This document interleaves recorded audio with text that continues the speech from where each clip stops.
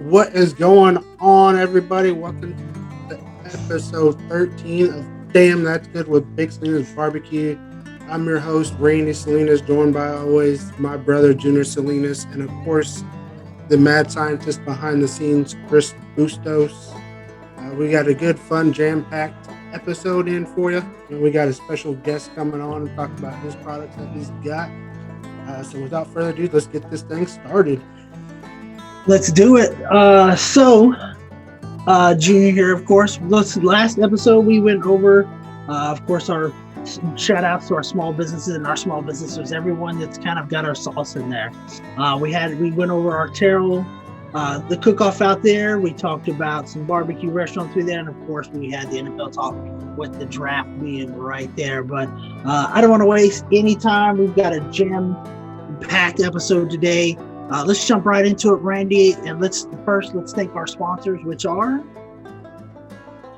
Very Fresh. You can check them out any of your local grocery stores, Restaurant Depot, butcher shops, anything like that. Get your best pork that you can, and then of course, Holy Smoke Spice Company for all your spice needs. Uh, Brothers Keepers Smokers for any of your drum needs. If you're looking to get a brand new drum smoker for your competitions, look them up on Facebook or Instagram, Brothers Keepers Homegrown Barbecue. Thermopro for all your temperature needs. Keep your meat, know exactly where it's at. Thermopro. Then we have Mad Cow Cutlery. Some of the best knives that we've got at home and we use. And then, of course, we have a new one coming on, Meat Hugger for your butcher paper needs. You can check them out on Amazon.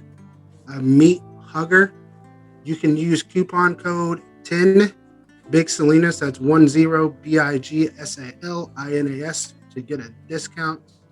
So look them up on Instagram, Facebook, and buy their products on Amazon. there you have it. A bunch of thanks to all our sponsors. Without them, none of this would be possible. Of course, without Chris, the mad scientist behind the scenes doing his thing as well. So as we jump in right into our small business shout outs, the one I got was sent to us. So again, if you have one, send it to us. We are more than happy to pass it on. He wants to help out this local store of his that he knows of. It's the Grill This Barbecue Supply. It's at 220 Marketplace Lane in Highland Village, Texas, 75077. They can be found on Facebook, Instagram. It's a new barbecue store, like I said, in Highland Village, Flower Mound area. They carry Traeger grills, Big Green Egg, Weber grills, and accessories, all the rub sauces. And now they're going to be selling, and this is who it is, a GC Backyard Rub. So he wants to kind of promote them. Like I said, we're out there to help them. They can also be found out at GrillThisBBQ.com as well to find it out and get more information from them. So go check them out if you're in the Highland Village or Flower Mound area and help them out. And of course, tell them Big Salinas Barbecue sent you. Randy, what's yours? I have, let me pull it up so I get all the correct information. But we're going to do South Texas Barbecue in Beeville, Texas. They're on 2306 Old Houston Highway, Beeville, Texas. You can look them up, South Texas BBQ Emporium.com. They have pretty much everything that you need in barbecue, from barbecue accessories to your uh, sauces, rubs. They have our stuff, and anything else, your injections, anything. Look them up on Facebook, Instagram, South Texas Barbecue Emporium. There you have it. Those are the small business shout outs. Like I said, check them out. And if you have one or you know one, get those into us and we'll get those lined up and we will let you know when we'll be dropping that thing so you can let the people know. But let's get into again. We were on a podcast last Tuesday Pit Life Barbecue Podcast. Great individuals.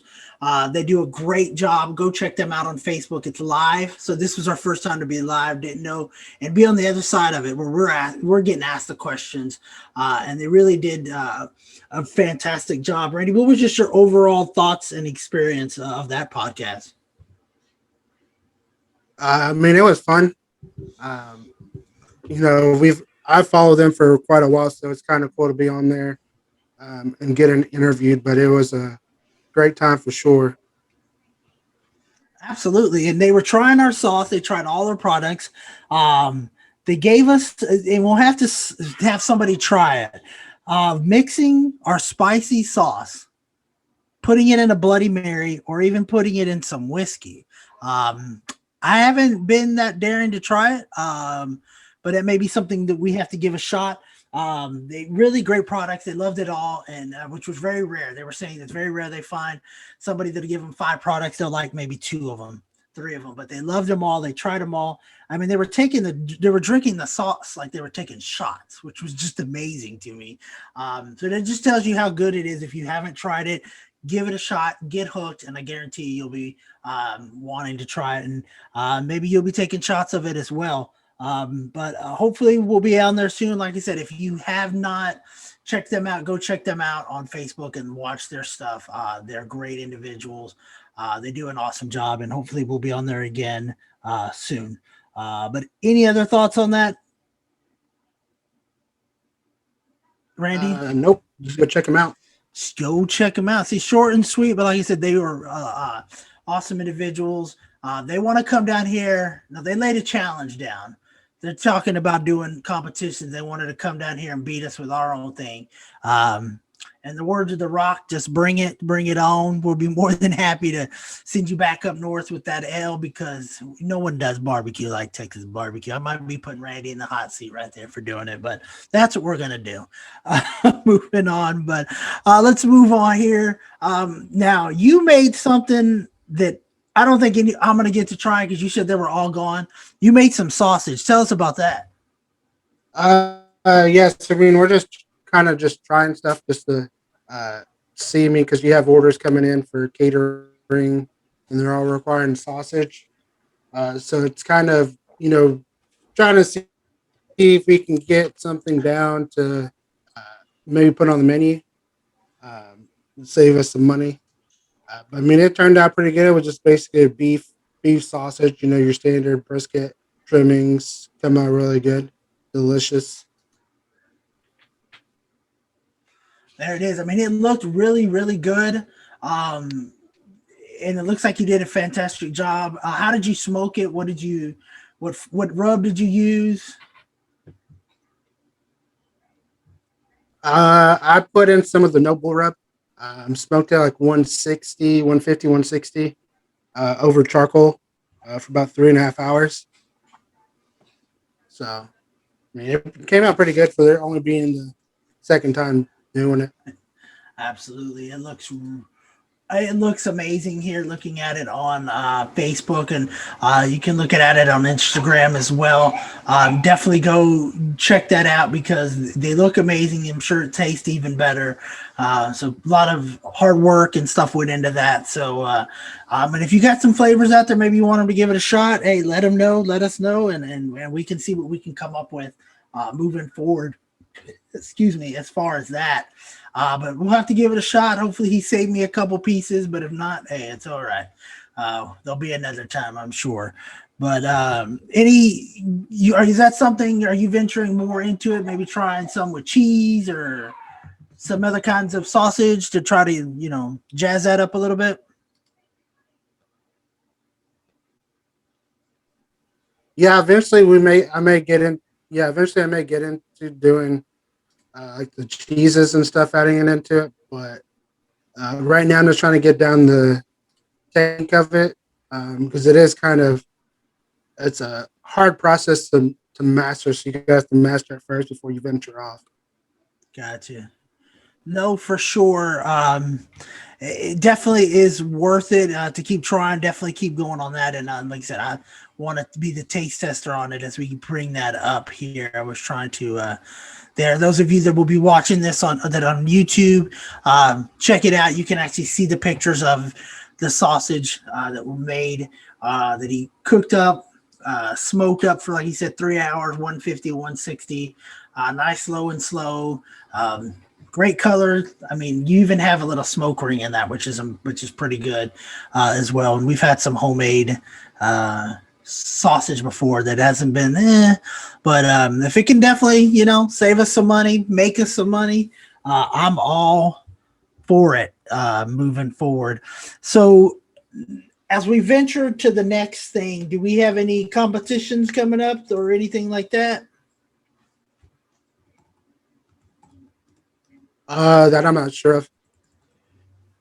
Any Not sure. Do you have any competition shout outs you want to give? Any team shout outs?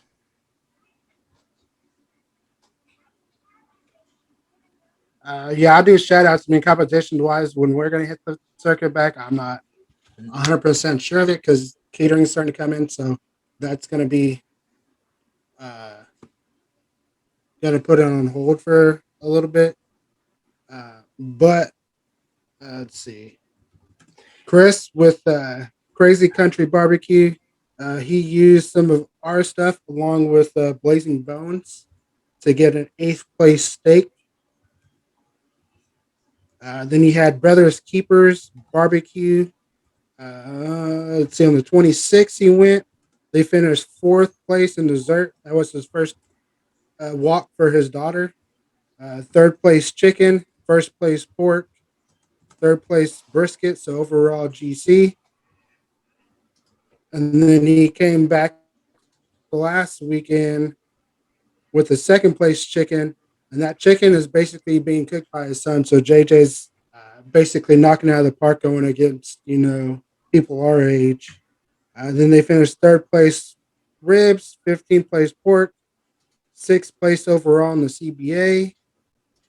Omar Charles and his wife both competed against each other. They finished GC and RGC, and that was her first competition going and doing it by herself. Let's see, she had a second place rib, second place chicken, fourth place brisket. He had a fifth place chicken, third place rib, and first place brisket. So he got beat by her, but it was very, very close.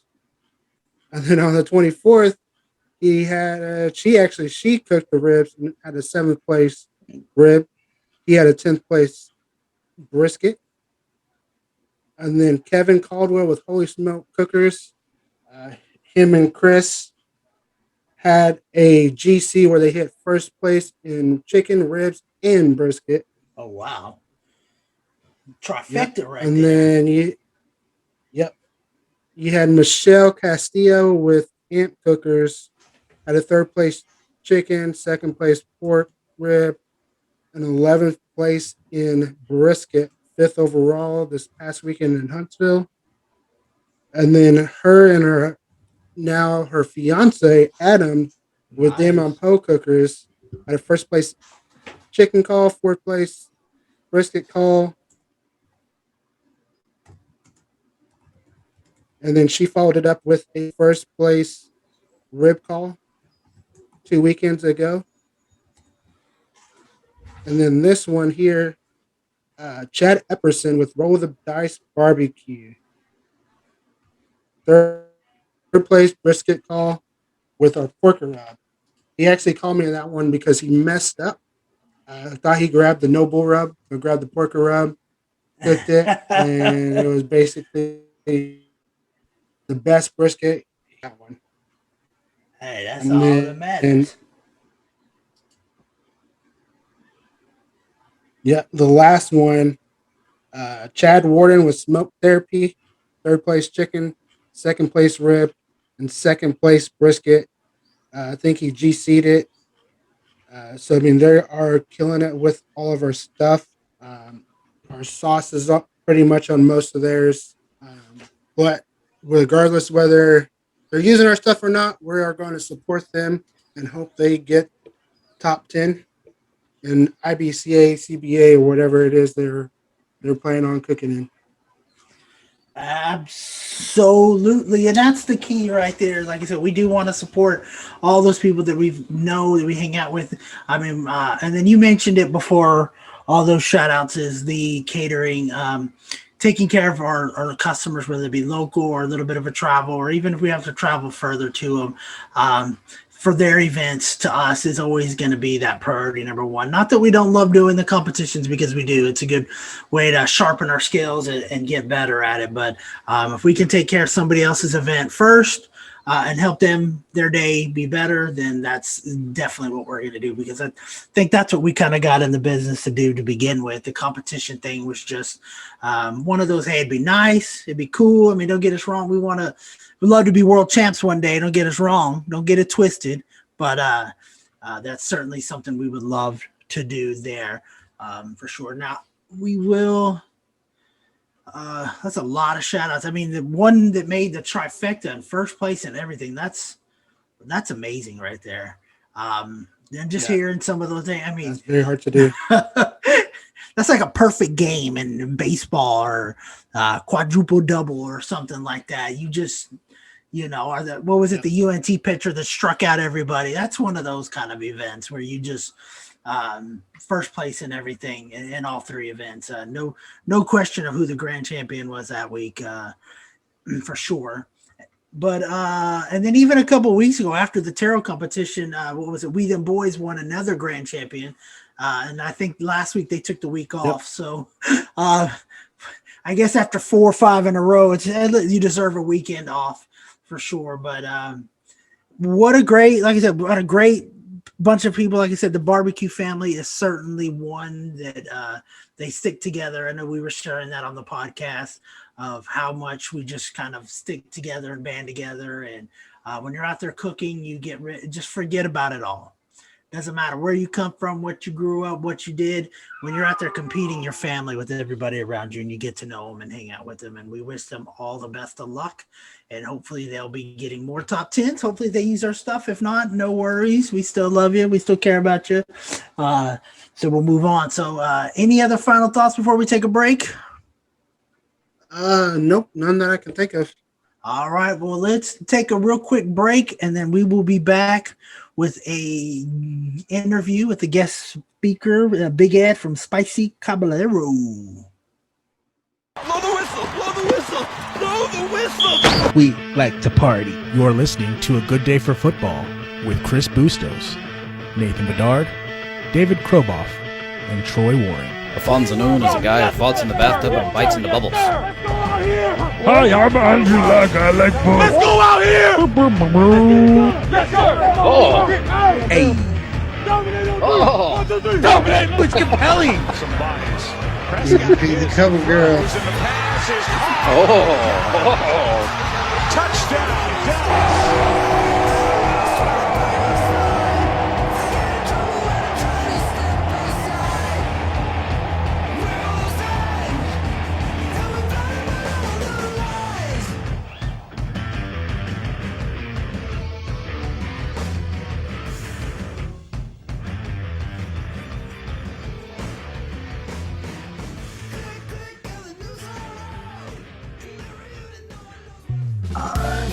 All right. Welcome back. Here we have like I said, special guest here coming up here. But before we dive into that, I was seeing today, Randy, on looks like Channel 8 that they have a Smokey Joe's barbecue. It's like he's in DFW, and he's one of the best in Texas because May is actually National Barbecue Month. Have you ever heard of Smokey Joe's barbecue? I have not. We may have to go check it out. It's another one of those barbecue spots. If you have gone to his shop and you've got a review for us, please send it to us so we can go check it out. It was voted in here as one of the top best ones. It doesn't say where he's at on the top 50 for the Texas Monthly barbecue thing, but he is ranked up there. So another Texas boy here from the Dallas area doing his thing up there. But it's just, like I said, that's pretty special, pretty good for him moving forward. Hopefully one day, you never know, we might be on there with the barbecue place. We'll get in there. But with our special guest, tell us a little bit about him before he gets going. He's got his own barbecue rubs. Well, not really barbecue rubs, are more for seasonings. He's got everything on it. So he kind of uses his own influences to make it. Nothing you're going to find anything similar to it from what me and him talked about. Everything's got different flavors. If it says it's hot, it's going to be hot. Which is the name of the company. He's got rubs in there that's got ghost pepper in it. He's, made his own, grown his own peppers. Now he's getting into where everything's going to be eventually manufactured. He's just trying to get everything, nailed down to where it's going to be. Wow. He has got it in some stores. He is going to look into getting them into more stores. That's certainly something we've talked about too. But his stuff, they are going to pay a pretty penny for it. But I can guarantee you it's going to be out of this world. When you go to try it, it's going to be, oh my goodness, that's a different flavor. That's something, that's going to go good with it. Now, do you have any of his stuff? Have you tried any of his stuff? I mean, we know we're not trying real spicy stuff. That's just not our thing. But have you tried any of his seasonings? Yeah, I actually gave you one to give to Derek. Oh, okay. That's one of his. I'm telling you, the best sinus clearing thing you've ever had in your life. These sinuses are there. Let me just get a little whiff of it. It is. It's pretty hot. Let me see. If I'm gonna grab it real quick. Hang on. Yeah, if you want to go grab it, yeah, it's called the Spicy Caballero Hot Lucky Dust. He's also got one that I've tried is a Magic Dust Sweet. That one's really good. He uses most of his stuff, like the ribs or something. He sauces it with our stuff, so he uses either the original or the spicy. I mean, you can even just looking at it here on the cameras, putting it up to the camera, you can see the spices. You can see the different things in there. Mm-hmm. Now, I'm not going to do what they were doing on Pit Life Barbecue, tasting this thing, because we had it on some wings for the draft, and they were, like I said, they were spicy. I dodged that bullet. I think you tried it. Dad tried it. Some eyes were watering there a little bit, but it's definitely good flavor on it. If you like spicy stuff, recommend it. I'll be giving, like I said, sharing this with somebody that we know they love spicy food. So I'm sure hopefully they'll probably be like, this isn't hot enough, believe it or not, with them, but because we've seen that man eat ghost pepper wings like it was nothing and say they were like ketchup on it. So we'll see what happens there from him. But yeah, now he has the spicy stuff. Does he have, I guess we can ask him, we can dive in more to his products, but while we're kind of waiting on him, like I said, you can go to the Facebook, Instagram, I'm sure, but I'm looking at it here on Facebook, and you just see some of the stuff he has is amazing. He does do his own peppers, so I can't wait to ask him kind of that. Growing his own stuff and producing that is amazing right there. So would definitely go out there and support him. We for sure we'll let him kind of do his own thing, but here. What now we went to where we're kind of just gotcha. Well, we went to, like I said, we went to Tri-Tip Grill out there in the Star, and it looks directly like at the thing. Really not a bad little place. The cornbread, the sides were pretty good. It was kind of some barbecue, if you want to call it barbecue, but it wasn't the worst thing. The tri-tip was kind of like in mix between a brisket and a sirloin steak mix, but it was pretty good. Had a great flavor on it. So I'll have to take you out there one time when you're out here in Frisco and go give that a shot and see what you think. Could have used some Big Salinas sauce on there. And have you ever gone to a barbecue place and say, man, our barbecue sauce needs to be in this restaurant? Yeah. Most of the time, I'm not trying the barbecue sauce because I know it may be bad.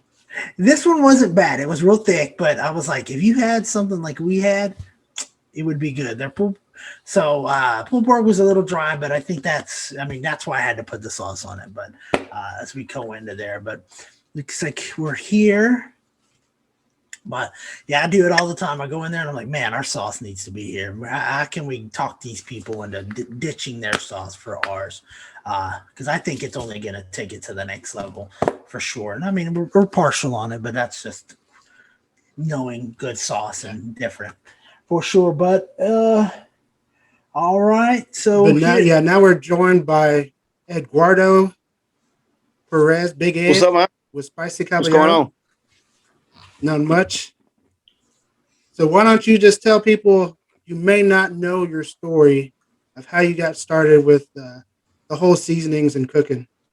Man, I've been cooking for years. I started cooking when I was like 9 years old. As far as the seasonings go, man, this was probably about, I don't know, like 10 years ago.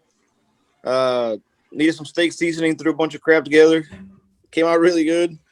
I just kept doing it. And man, at one point I decided that I wanted to try it, with loose spices and see how it came out, and did it and kept doing it and sharing with friends and stuff. And everybody's like, man, you got to start selling these stuff. And one day I just woke up and said it was time to do it. So it's been a little over 3 years now. There's this guy. So that's how it It's some good stuff. That's what we were talking about. But how did you come up with the name for it? Man, it was actually we were hanging out with some friends and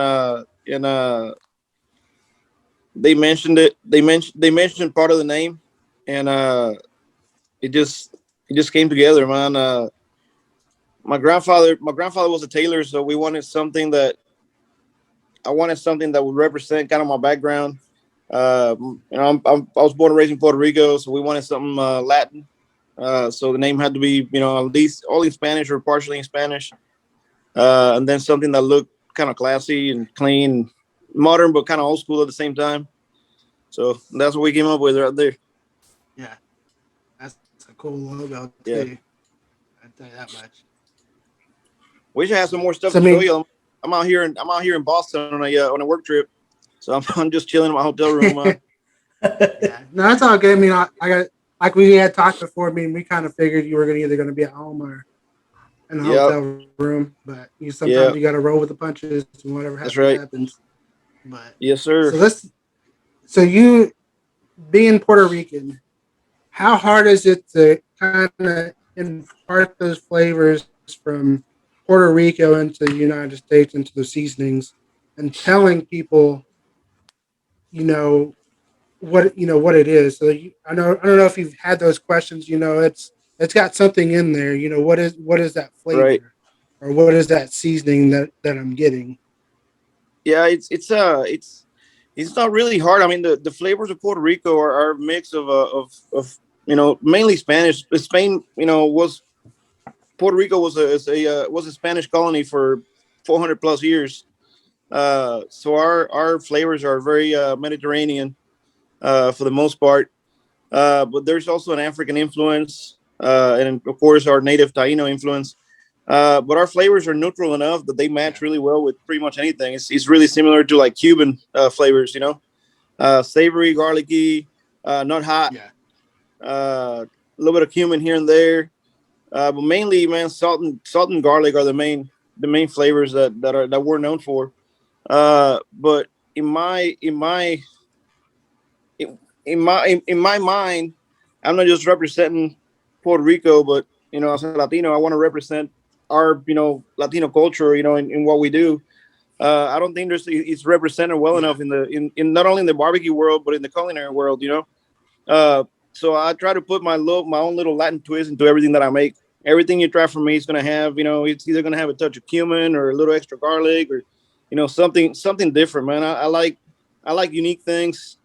I like things that are unusual, I guess, in some ways. So that transfers into what I do, and it's been received really well. Like my best seller is my Puerto Rican blend, El Boricua, that we just released commercially recently. And man, we go to markets, and it always does really well when we do the local farmers markets and craft fairs and stuff. And it's a lot of return business too. So it's a really good performer. It's low in sodium. It has no sugar, no heat. So they can use it for the whole family. You can use it on anything. Yeah. And what's your favorite thing to cook with that? Man, I like doing wings with it. It's really good on wings, pork chops, pulled pork. I've done beef ribs. It's really good on anything, man. It has a really nice neutral flavor that doesn't overshine your base ingredients. My wife cooks with it pretty much daily. All our Puerto Rican dishes, the rice and the beans and soups and all that good stuff. It's a good performer. Yeah, I know something we tried last Thursday was the hot clucky. Yeah. That we've had on some wings, and I told my dad, okay, you like hot stuff. This is it. Yeah. And he tried one, and he's like, so it's not how much. You didn't grab the right one, so I grabbed it because so I tried it. It had me, my eyes were watering. That's something we had talked about, and I told you, man, it's hot. It's like, if it says it's hot, it's hot. It's gonna, there's no in between. If it's hot, it's hot. Yeah, I'm a firm believer that if you're gonna put something on your label, you better stand up to it, man. If he says it's gonna be hot, you better bring it. You know what I'm saying? Absolutely. Yeah, man. And that's not even my hottest. My Texas Creeper is actually probably about at least twice as hot as the Hot Cluck, and he's also one of my best sellers, man. People love that shit. Can I say that? Yeah, for sure. I should have asked first. No, you're good. You're good.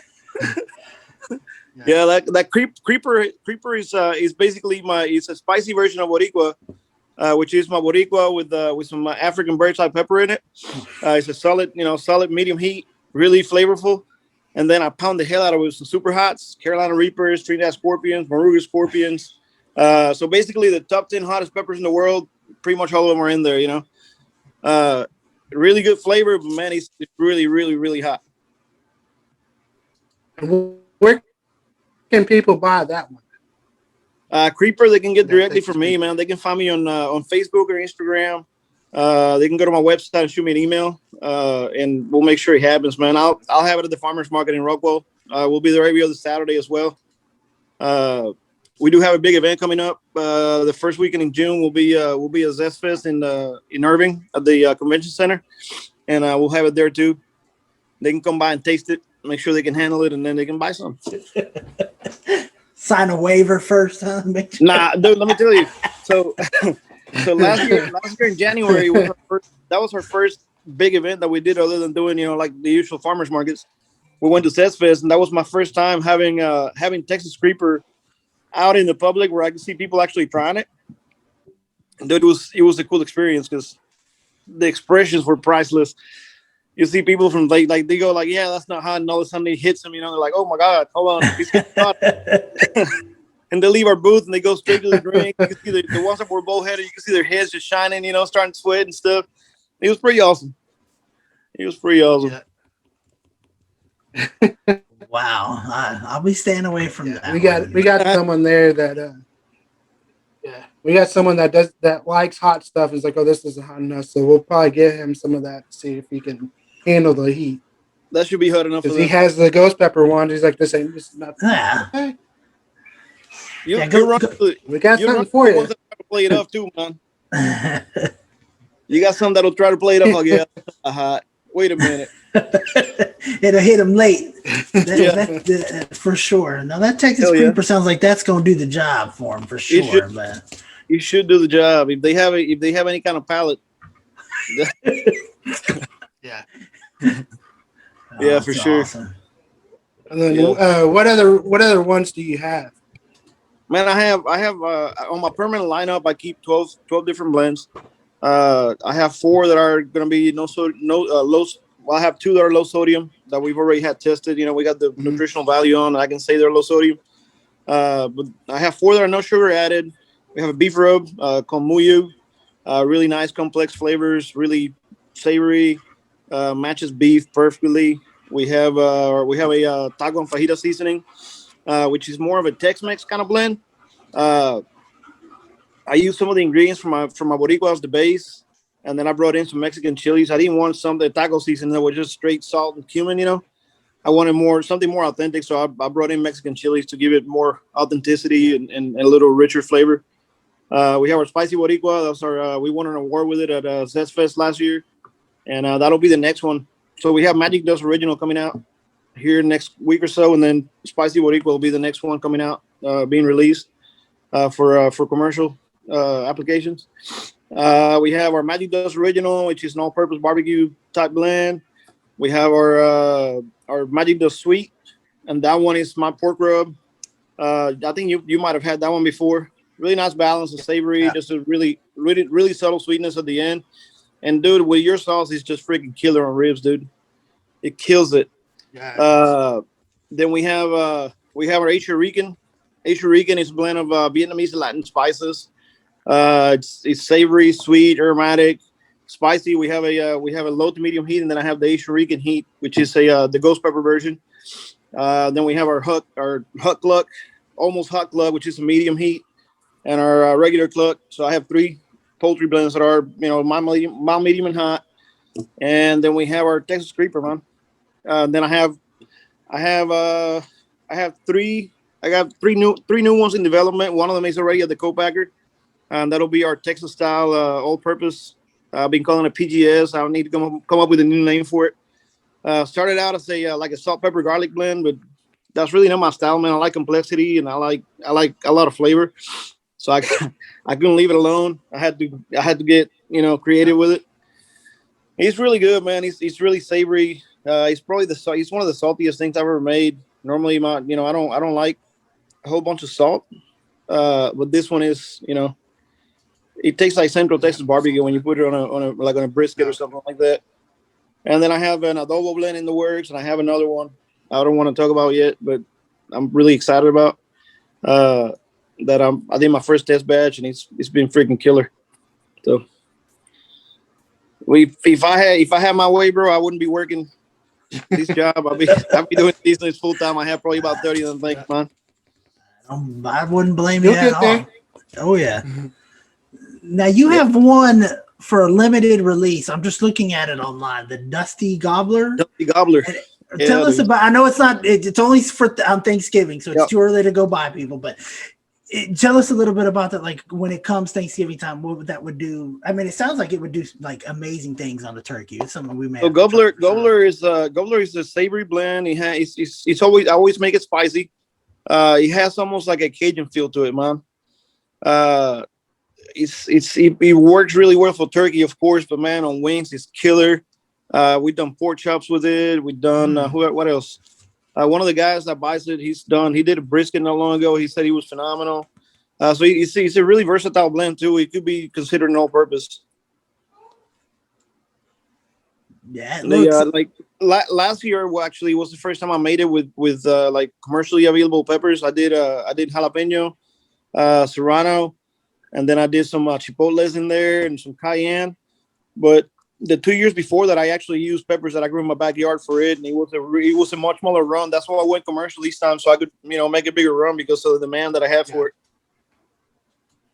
Yeah, absolutely. I mean, it sounds amazing. I love the line in there. It says, depending on the peppers for that time, whatever's in season. Yeah. So it could be hot, may not be hot enough, but I like that for sure. It looks, that may be something we definitely have to get on when it comes time for for sure, man. Sale. It goes quick, dude. This last run, I was planning on doing 84 bags. Ended up selling 175 of them. Wow.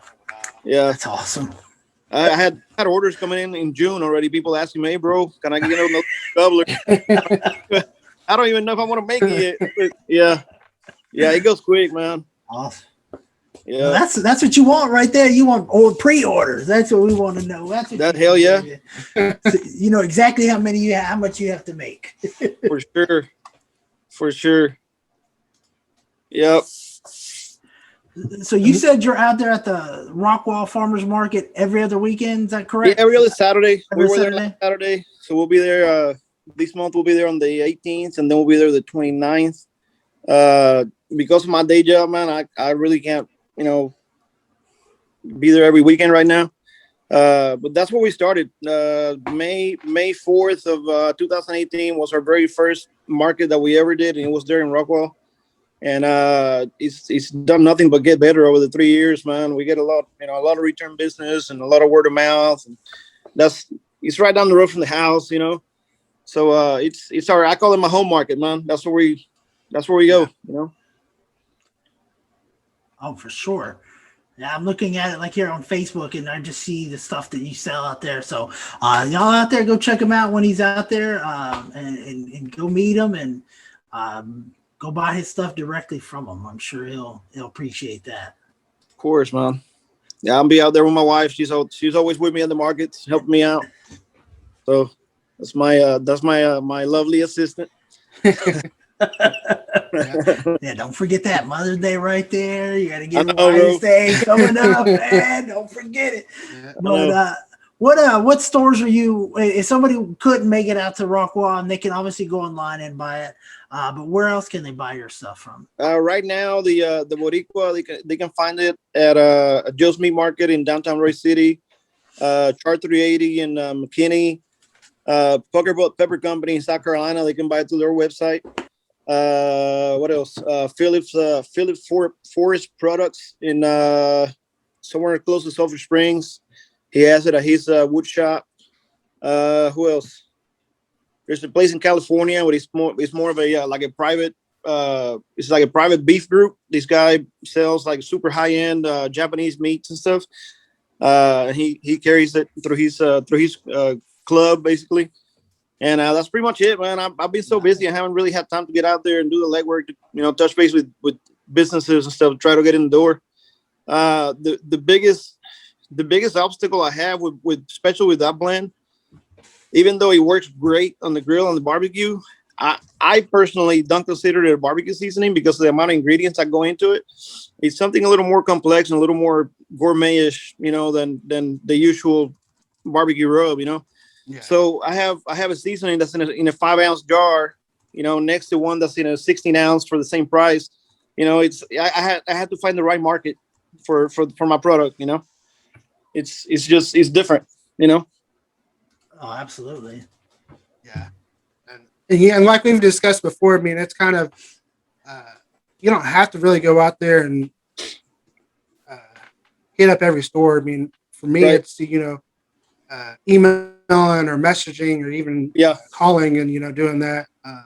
Most of the ones are going to want just send me a sample, and that's easy. If you can get out there and get those stores, talk to them face to face, you can tell them more about it, right? Especially if you can get it once you get in there, if you spend a little time, you can get those customers to buy it. But the biggest obstacle is going to be those 5-ounce jars to 16-ounce. But like me and you talked about, there's a big difference between your stuff and let's say our stuff. Your stuff has more dip stuff that you would never think of versus ours is just normal stuff you see in every single barbecue hut. Yeah, but Boricua has 24 ingredients in it, bro. It has a lot more than that, and some of those blends will never make it commercially because it will be so expensive for somebody else to produce for me that it wouldn't be profitable for me. So I'm working on a new line of products. I don't want to cheapen what I have now. I'm gonna keep those kind of as a premium type line. Limited releases maybe from time to time. But I'm working on a new line of products that's gonna be a lot easier to produce and more cost effective for the co-packer. But still try to maintain, the goal is to maintain that same, profile of complex flavors and Latin flavors that go into everything, Yeah. Yeah, because I mean, it's the more ingredients you have, the more expensive it's going to get. I know when I went Yep. met with our co-packer to get the original sauce, the first thing she said was, "Look, I can do it with list of ingredients you got exactly and come out. It may not be the price you wanted at." And she's like, "Here's an example. I had Yeah. a guy came in with 20 different ingredients. He Yeah. wanted it that way, so I made it that way, and I told him this is what it's going to be, and it came out to being $16 a bottle for a Wow. 16-ounce bottle that he was Wow. making." He's like, "Yeah, I can't do it." She's like, "Well, I'm telling you." Yeah. That's when they say they substitute this, substitute that, and sometimes when you do it, you're gonna run into the issue where it's not gonna be Yeah. the same, Right. and that's what some people don't understand. Yeah. But Yeah. We kind of ran into that now with the Magic Dose Original. We did make some adjustments. We're able to keep the same flavor, but yeah, we did have to go to the drawing board and kind of play around a little bit. It took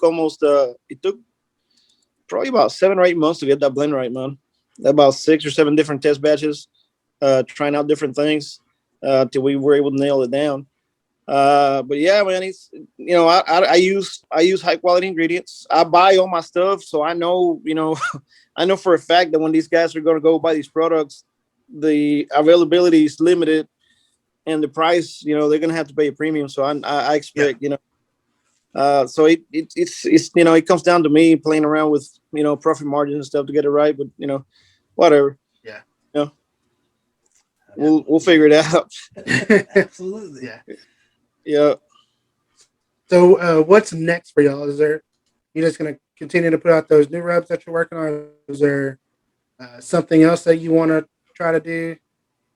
I mean, I like to get into some sauces. I was actually planning on playing around with some sauces now, but like again, I was in California last week. I'm in Boston this week. The week after, I'll be back in Boston in another week and a half or so.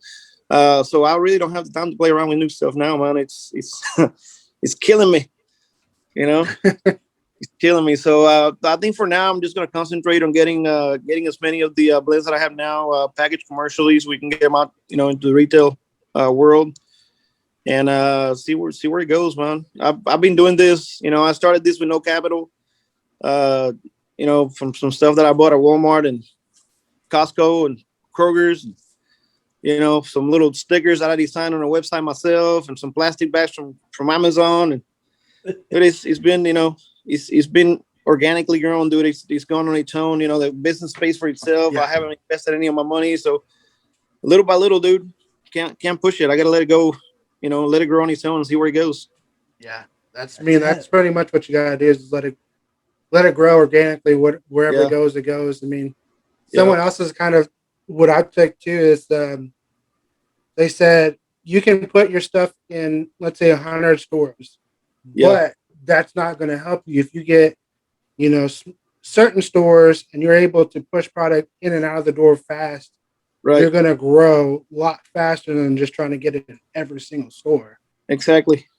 So I mean, that's certainly the best way to do it. Just trying to get just in the door of one store and get them out the door. Yep.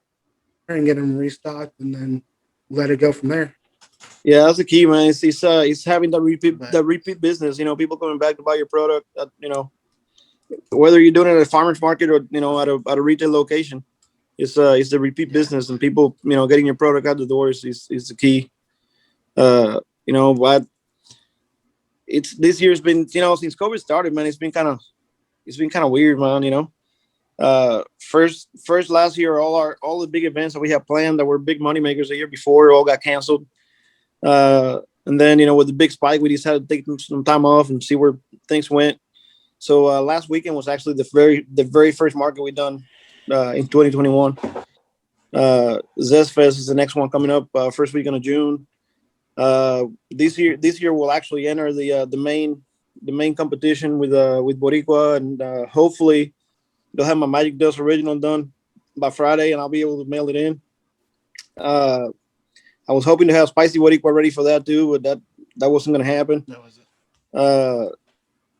So, man, I think it's going to be a good event. Everybody's tired of being home, and hopefully we get a good crowd out there and make some good connections. It's like like the first day of that event, it's all about marketing. It's actually like co-packers and wholesale buyers and that type of people that come out.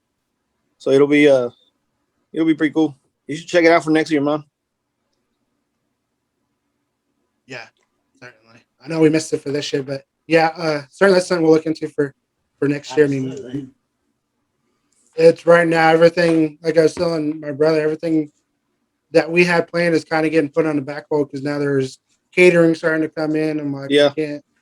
I don't want to sign up for something or do something, and then we just can't do it. It's just right. lost money.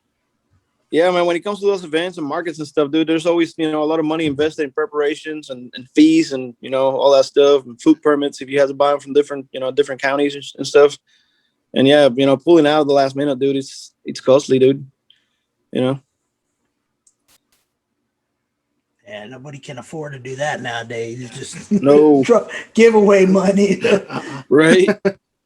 Yeah, Zest Fest is a big investment, bro. I think the first year that we did it, it ended up being just in fees for a booth ended up being close to $1,000. But they do allow you to make payments over the year. I think like you paid off in like 3 times, so it's not bad. And the profits weren't they weren't bad. I think we about broke even, with all the product I had to buy and extra stuff and extra labels and packaging, all that stuff. We're about broke even, I think. But we made some good friends, and we're still in touch with a lot of the people that we met there and made some good connections. That was my main goal, was actually to meet some of those big names in the industry. And hell, coming home with an award with Spicy Boricua, competing against Casa M Spice and several other big name manufacturers that are been well established in Texas for many years, that was a win in my book, man. Oh yeah, for sure. That'd be kind of cool to go and win something or even get something close to get an award. Yeah, that would be pretty cool. What's your favorite thing to cook that you've been cooking lately? Oh man, I like me some tri-tips. Love doing tri-tips. I like doing ribs with Maldito Sweet and some Big Salinas spicy sauce. And I do a lot of chicken wings, bro. That's my jam. Yeah. I like one of my dreams is to eventually actually own a chicken wing business. I got so many different rubs. I could probably do, I could do anything pretty much with wings. That's one of the things I've been thinking about. Yeah. Been thinking about that for a long time. Maybe it'll happen one day. We'll see. Yeah. That'd be kind of cool. I know you'd have a lot of support locally to going out there and trying, especially with all the rubs you guys, the hot ones. Those would be, I think, off the chain. That'd be their best seller. Yeah, one of the reasons I started the seasoning business was actually that. Originally, I was like, I wanted to start a food business, and talking to this friend of mine that's a consultant and stuff, and that's when we came up with the name for the business and everything. She mentioned it. She's like, man, why don't you start, with your spices? Your rubs are so good, Why don't you just start doing that? And then, build a following. And then, when you go start your food business, you already got your flavor profiles already out there, and you got some of a support system, with your customers that'll go support your business. So that's one of the things, Oh, yeah. I mean, certainly that's the best way to do it. Yeah. I see you guys are doing really well with your catering and stuff, man. Yeah, it's starting to pick up now. That COVID starts slowly going away. People are slowly starting to have parties again. That's starting to pick up. The sauce is starting to pick up. So, I mean, it's we're just, like I said, we're just trying to do everything organically and let it grow. I mean, I don't want to get to the point where we're pushing a lot of stuff or getting a lot of stores and they're just sitting on the shelf. I mean, it's a waste. Yeah, it's that time of the year. Everybody, what they call barbecue season. Like, man, I barbecue year round, dude. I don't know. I didn't know there was a season for it. You know what I mean? But yeah, it's that time of the year where everybody's knocking the dust off the grills and getting ready to start cooking and having get-togethers and all that good stuff. Yep, that is true. Yep. But then, lastly, before we let you go, we just like to give everyone a chance to say thank you to their support they've had along the way. Yeah, man. If whoever you want to say thank you to. Oh man, everybody that's ever bought my product, man. My wife, of course, she's always been there through this whole madness. She supported me all the way.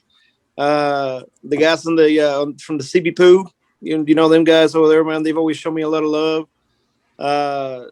Jill's Meat Market, first place I was able to put my products in. And like I said, every customer that's ever bought my stuff, man, I really appreciate all the love and support and all the feedback, and that's what makes it, that's what allows us to do what we do, man. It's all that feedback and appreciation. So that's pretty much it, man. Yeah, every feedback is good feedback, whether it's good or bad. I mean, it helps you get better. That's what I tell everybody. There's some people that don't like those bad feedbacks. Like you tell me you don't like my stuff, it just pushes me to next time when you go to try, you're gonna say, okay, yeah, that's good. Exactly. And I stand by my product, bro. I stand by my product. I know I make a good product because I make it. I like food and I like stuff that tastes good. So I try to make stuff that tastes good, but you'll never be able to please everybody, man. No, that's true. You never can. That was actually one of the first lessons I learned when I started doing this was you cannot please everybody. So you can't pretend to make a rub that you're gonna give it to somebody and be like, oh yeah, I love this, and give it to another guy and hear the same thing, because it's not gonna happen, But you cannot take it. You cannot take it to heart bad enough that it makes you go back and start messing with your recipes and adding ingredients or taking ingredients away. You can't do that. Do what you do and stick to it, and the ones I like it will support you. The ones I don't, whatever, man. Yeah, that's it right there. Yeah. Now he's preaching. Now that's all he's trying to preach. Now, hallelujah. Yeah, thank you for coming on. Certainly, we'll be in touch later to talk about the rubs and cool. I know some other stuff we've been talking about going on, but yes, sir. So certainly, thank you for taking the time out. No problem, brother. I appreciate y'all having me on here, man. We need to do a little cooking thing one of these days. Sure, we do. Yeah, we got we built a brand new patio in the over the winter break. My idea is to start doing like some grilling 101 classes eventually. So we did a Blackstone. I got a built-in 26-inch Weber and a Argentinian style grill with an ataúd, the Mexican roasting box. Yeah. So we're gonna be throwing down this summer, bro. Yeah, just hit me up. Let me know. I'll bring the sauce, whatever else I need to bring. Hell yeah. We'll do it. Is he going to bring this too? This nice little tri-tip? Are we making some of that? I mean, hell yeah. That's what I've been looking at almost the whole time. Look at that. Come on now. I mean, just mouth watering already. Dude, that was so good too. Oh yeah. You can throw down. Oh yeah, for sure. I got no problem going over there and eat. Nah, bro. We'll do it for sure. For sure. Hell yeah. For sure. But yeah, we'll be in touch about all that later. That'll work, man. Enjoy the rest of your night. I appreciate it, guys. No problem. Thank you. Thank you. All right, brother. Thanks for having me. See y'all. All right. See ya. And we're going to take a little short break, and we'll be back to talk barbecue tips and whatever else we got. Hey, it's me again. You know what I love? Pop culture and nonsense. It's so fun. I found a podcast that has pop culture and nonsense. And the podcast is so fun. I love it. And I think you will too, if you like those two things that I have previously mentioned. Pop culture and nonsense. The podcast is called Good Vibes, and it comes out every Wednesday. I think you will enjoy it most assuredly. It's on the Good Podcast Network. if you know what I'm saying. Every Wednesday, wherever you get your favorite podcast. And welcome back, everybody.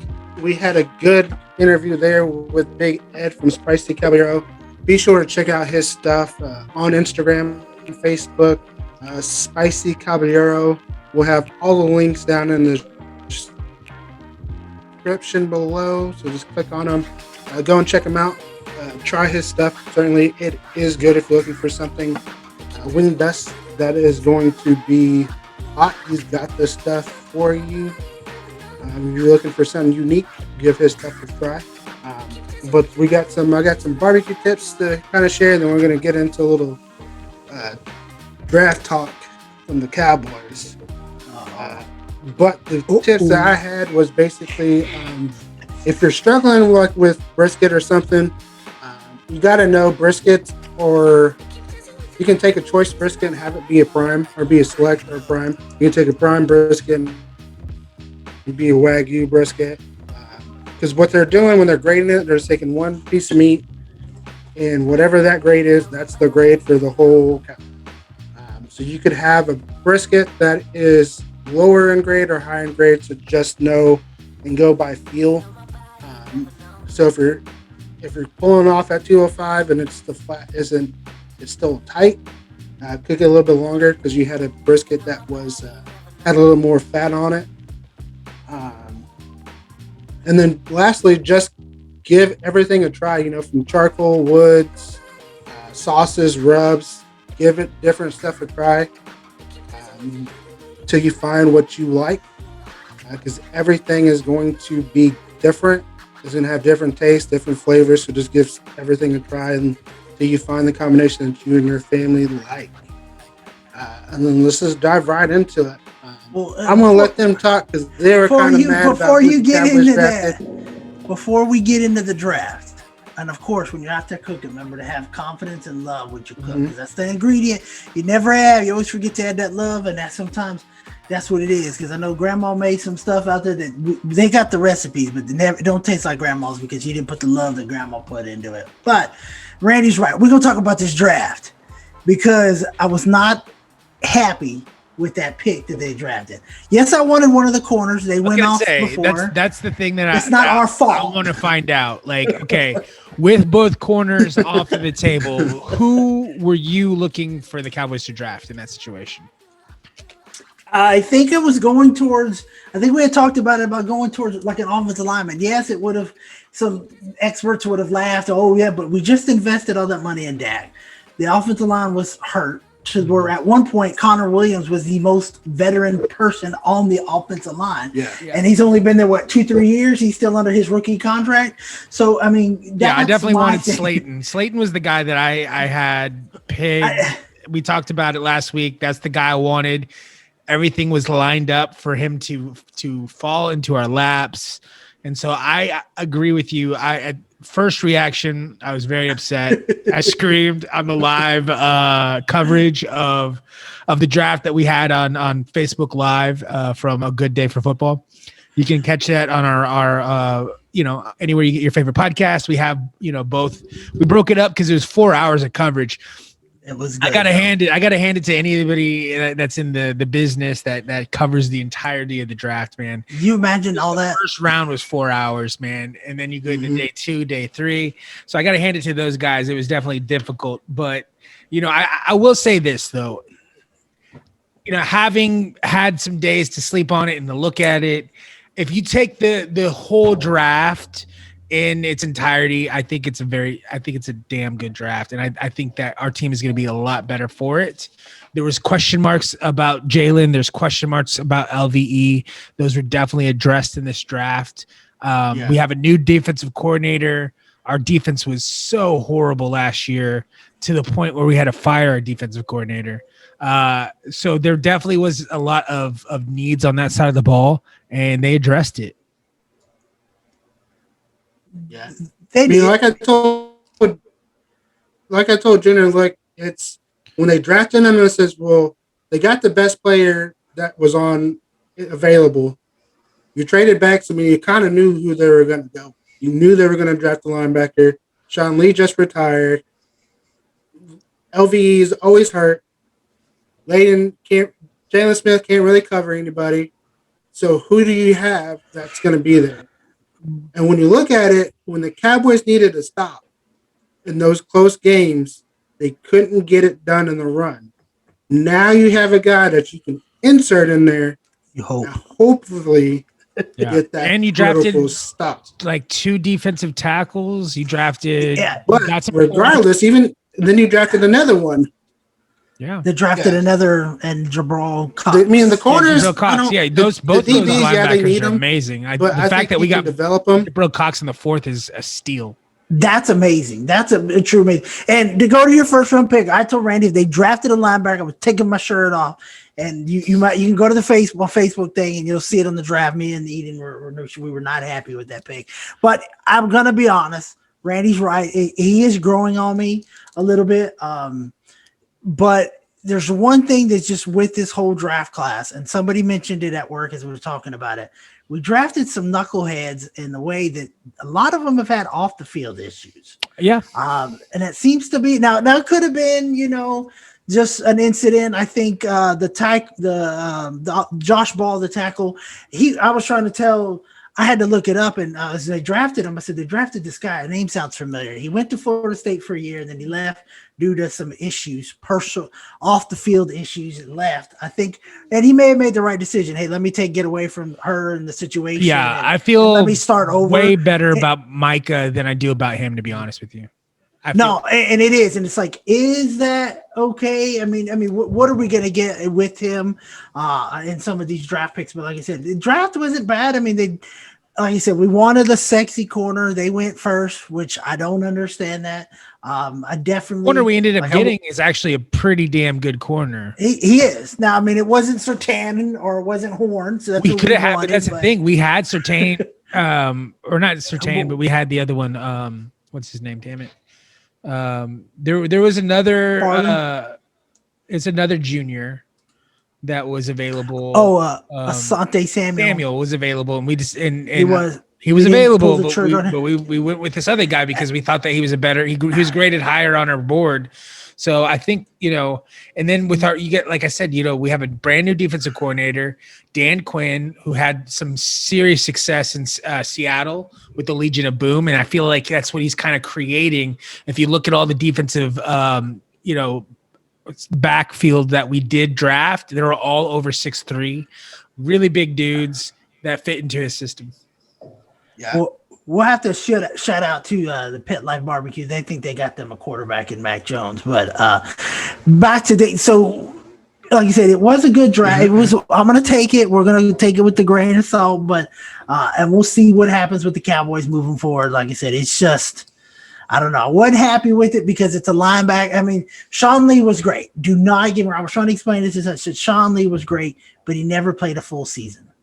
He was always hurt every season, but he was injury prone in college. This guy has not. I think he took last year off for something off the field or COVID or something. I think it was COVID situation. COVID. So he took that off. So other than that, he's pretty much been healthy and been on the field. So, but he hasn't played in a while. Now we're expecting him to come in and be the guy. Randy can break out the number 11 jersey again because he's going to wear 11. So that's right. Out. So his Roy Williams jerseys now he can pull it out. Put a little tape on it. But so he gets the first, I guess, the dibs of the people moving. But like I said, we'll see. I mean, he wanted to play in Dallas. They saw a video that this is where he wanted to play. So maybe he'll be out to prove something.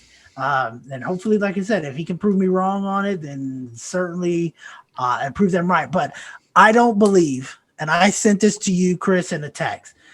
The Cowboys had him number 1 on their board. I do not believe that for 1 second. He might have been number 1, like Randy said, after the corners were drafted. Yes, but you cannot tell me he was graded above Surtain and Horn, who they wanted and they needed. The only thing that kind of leads me to believe that this might be true is the fact that we traded back, and we traded back with Philly.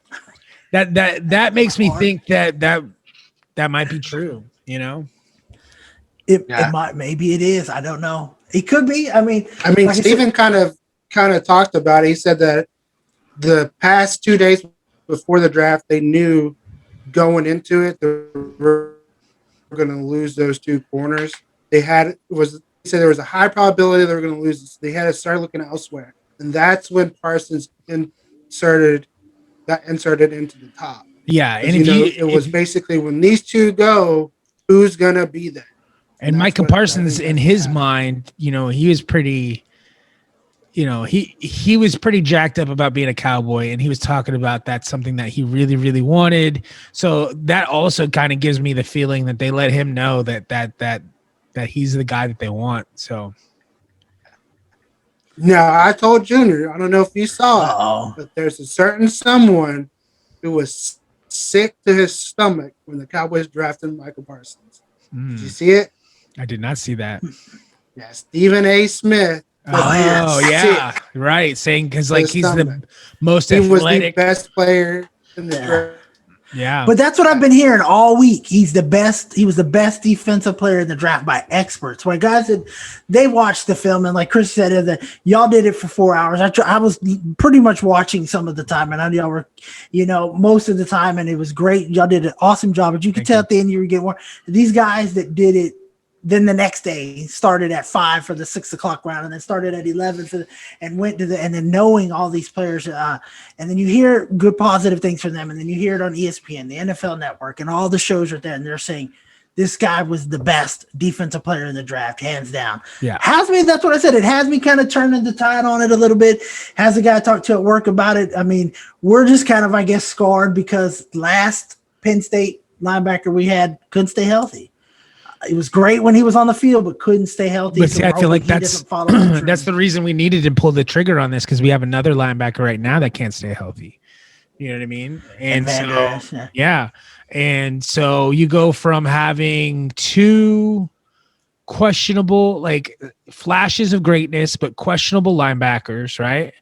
To now having 5 pretty damn good linebackers, and they're going to be competing to get on the field, because you got to throw Keanu Neal in there. He's playing linebacker this year for us because he's playing linebacker. Yeah. Okay. You have the 2 that we drafted, and then the 2 we already had. So, man, competition brings the best out of people. Iron sharpens iron, man. And I love the fact that we were putting them on check and saying, hey, you want to be a part of this team, you want to continue doing the swipe and being a part of the Cowboys, then you need to really bring it this off season and show out and earn your spot, man. And I think that's great.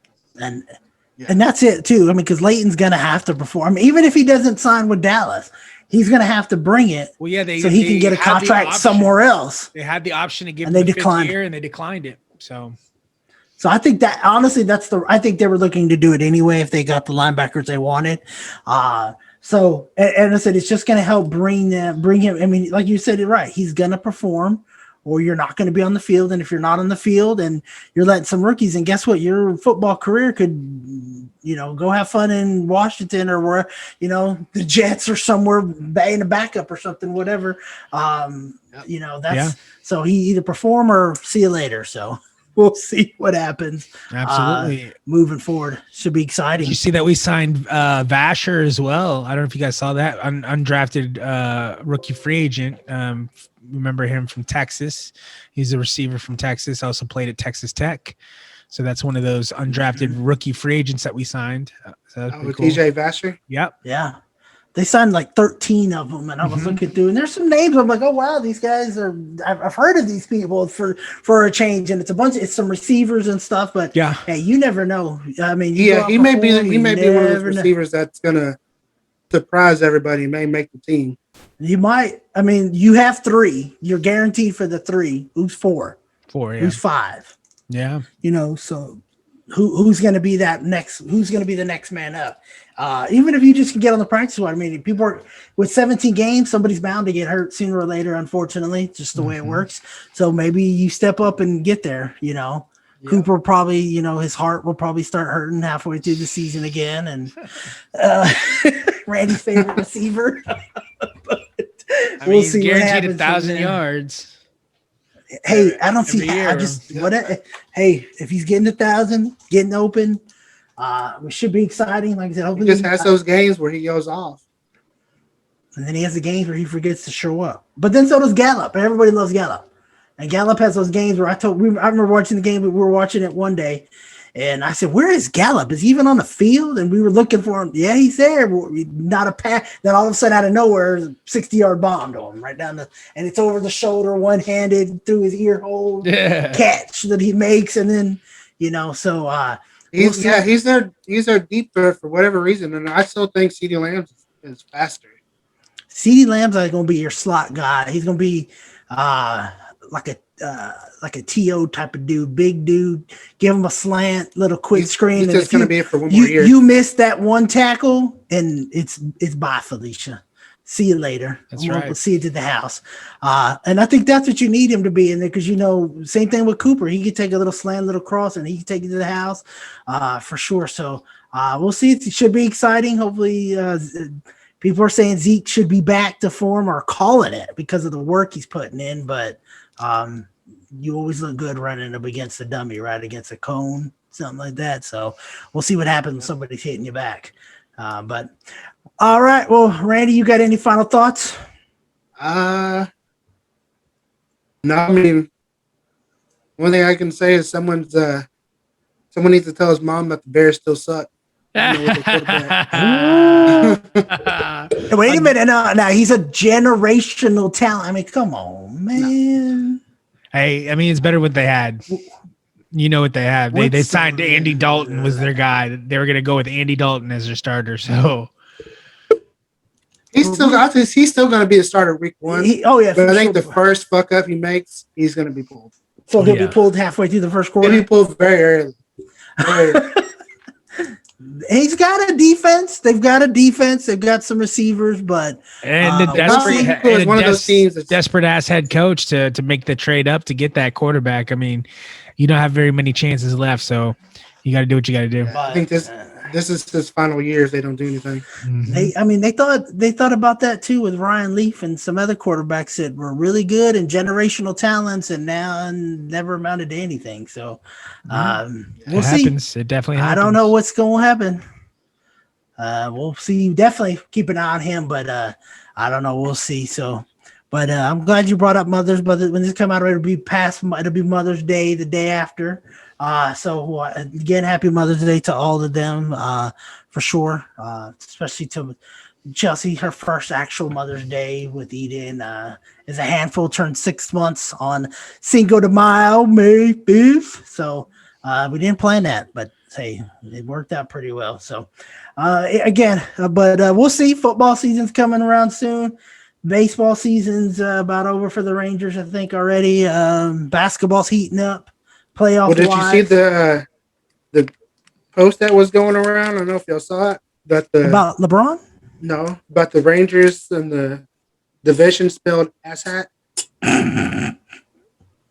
Like if you look at it, went, it literally spelled it out from first to last. The Rangers are always going to be an ass until they can. I mean, they're all right. Like they're definitely doing all right. But the pitch. But the pitching they took 4 games from the Red Sox. There's some young guys who are starting to show up and become. You'll see, man. Just keep watching. Yeah. Nick Solak. That's what we thought too. Because Randy, we were at the game. We were at a doubleheader at the old ballpark the year the Red Sox won the World Series. We saw Pedro and Kurt Schilling pitch. Happened to catch on a doubleheader. The Rangers won both of those games. Still finished in last place. But the problem the Rangers had, they're going to trade Gallo at the trade deadline. They're going to get nothing in return or some prospects that by the time they're ready to be pros, we're going to trade them again for more prospects, for more pitching, and then we're going to keep shopping for pitching at the Dollar Tree. We got to get out of the Dollar Tree. Let's at least go to the Dollar General, pay a little bit more for some pitching, and keep getting these guys that have been hurt for 5-6 years. Yeah, but you got to remember that was prior to the new general manager. The new general manager is not getting future draft picks. He's getting people that can come in now. Could come in and play. Well, we'll see. I hold hope. Like you said, they're one shining star. I think they've got some young shining stars that are coming up. That's right. So we'll see. I'll probably try to make it out for a game for sure. Check out the new stadium. Maybe I'll sneak out of work on $1 hot dog night for sure. Eat a bunch of hot dogs. But this is me. Sneak in some Big Salinas barbecue sauce. For sure. Take a flash. Take a flash. Well, yeah, I don't know. We'll have to see because if we take Eden, I gotta make sure a diaper bag can get in, and it's gotta there you be go. certain size. I'm sure. I know that. So, hey, but that's our bottle. That's our food. For sure. We'll see. But like you said, the Mavericks head in, maybe make the playoffs. Yeah, they're in the fifth Stars, place. They went up to fifth. So they're killing it. I don't know. They were playing tonight. I don't know. I know I got the message that the Stars lost again, but I don't know what happened to them. I don't know how you go from the Stanley Cup Finals to not even making second to last. And they came out hot. They came out right where they left off. They've had some injuries, but we'll see. DFW Sports is looking up for sure.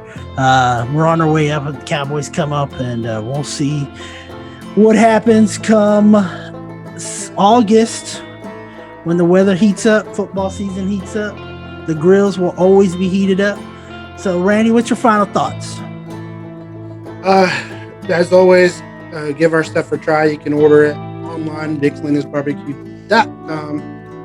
Check us out, Instagram, Facebook, TikTok, all those social media sites, as well as YouTube. And as always, of course, give it a try. See if you get hooked off a big taste, big flavor, Big Salinas. There it is. There it is. And again, hats off to our mad producer, Chris Bustos. Killing it as always. He's been pulling double duty today too to get this done. So hats off to him. And of course, again, when you're out there cooking or you're out there having fun or doing whatever, cook with love, cook with confidence, and we will see you down the road. The original 5 levels are big, healthy, husky, fluffy, and damn. People ask, what could be bigger than damn?